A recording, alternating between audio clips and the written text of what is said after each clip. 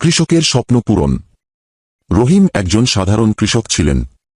তার ছোট একটি জমি এবং অল্প কিছু ফসল ছিল যা দিয়ে তার পরিবারের জীবিকা চলত।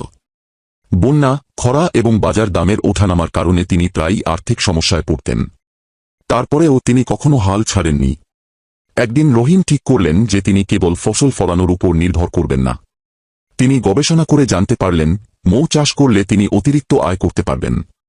এই নতুন চাষ সম্পর্কে জানার জন্য তিনি স্থানীয় কৃষি অফিসে প্রশিক্ষণ নিতে যান। ধীরে ধীরে তিনি মৌ চাষের কৌশল আয়ত্ত করলেন। কয়েক বছরের মধ্যে রহিম সফল হলেন। তিনি তার উৎপাদিত মধু বাজারজাত করতে শুরু করলেন এবং তার আয়ের উৎস বেড়ে গেল। এমনকি তিনি গ্রামের অন্যান্য কৃষকদের মৌ চাষ সম্পর্কে উৎসাহিত করলেন, যাতে সবাই অর্থনৈতিকভাবে স্বাবলম্বী হতে পারে।